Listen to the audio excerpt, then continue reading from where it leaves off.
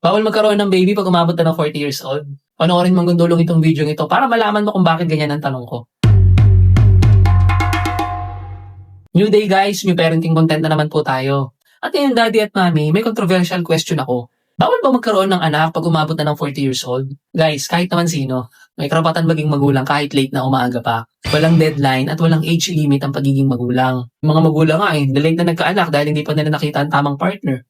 Yung iba naman, nagpagaling muna sa mga sugat nila, mga kabataan pa nila, bago sila nagka-desisyon na magka-baby. Yung iba naman guys, lumalaban sa medical term na tinatawag na fertility issues o medyo malala yung grief na tinatawag dahil nawalan sila na supling yung mga early years nila.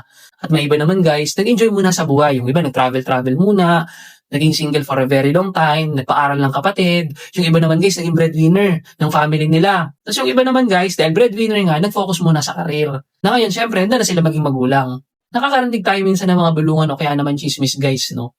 Hanggang na rin niya para magkaanak, no? Magsi-60 na siya pag nag-graduate yung anak niya. Lalo na guys, pagka may mga family gatherings, di ba? Yung mga tito at tita, sinasabihan ka na mag-asawa ka na. Pero ito ang realization ko guys, no? Ang mga magulang na late na nagka-baby, madalas yun pa yung mga ready. Dahil na-enjoy nila yung pagiging single nila. Na-experience na nila ang lahat. At ngayon, intentional na sila sa pagka-baby nila. Sila kasi guys, yung mga tao marami na experience sa buhay. Sila pa nga, most of the time, yung mga alam yung purpose nila, bakit sila nagka-baby ng late. Para sa kanila guys, hindi mali na nagka-baby sila, kundi pinapatunayan lang nila na may tamang oras sa lahat ng bagay. Dahil guys, God-given blessing yung natanggap nila. Ang pagiging magulang, hindi yan tungkol sa edad, kundi tungkol yan sa tamang preparasyon, sa tamang purpose, at sa tamang intensyon ng magulang. Kung lagpas 40 years old ka na, huwag mo pansinin yung mga judgment at comments ng ibang tao sa'yo. Ang nakikita nila yung edad mo. Ang hindi nila nakikita, prepared ka na. Dahil sa wisdom mo. At ngayon guys, walang katapusang pasasalamat mo bilang late parent ka. Nagkaroon ka ng anak eh. Yan ang pinakamalaking asset mo sa pagkakaroon ng anak dahil handang-handa ka na.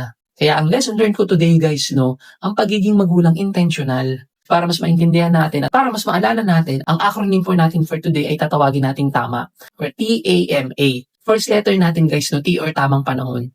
Tamang panahon mo na ito guys. Walang age limit sa pagmamahal. Sapat na ang edad mo. Dahil handa ka na. Nagpapatunay lang na karapat dapat ka na magka-baby dahil sa tagal ng inantay mo. Second letter natin guys, no, A or aral. Lahat ng experience mo sa buhay, yan na yung aral mo. Gamitin mo ang mga experiences mo para mag-focus sa quality time ngayon sa baby mo at paggabay talaga sa kanya. Alam mo na ang priorities mo sa buhay dahil sa maturity mo. Third letter natin guys, no, M or mabuting puso. Kailangan mo magkaroon ng mabuting puso. Ang pasasalamat mo, intentions mo, ang mas mahalaga kaysa sa edad mo. Buong buhay mo maibibigay ang pagmamahal sa baby mo. At fourth letter natin guys, A or alagaan. Alagaan mo ang sarili at pamilya mo. Huwag ka mag-entertain guys ng mga nega na chismisan. Ipakita mo ang kalmado at wisdom mo.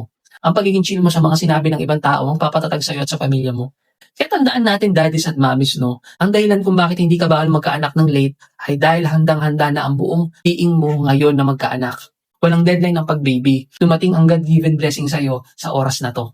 Para sa mga late parents dyan guys, no, anong advice ang mabibigay mo sa mga nag-aalala pa sa edad nila? Mag-comment ka naman ng motivational message mo para makatulong din tayo sa iba na may mga struggles.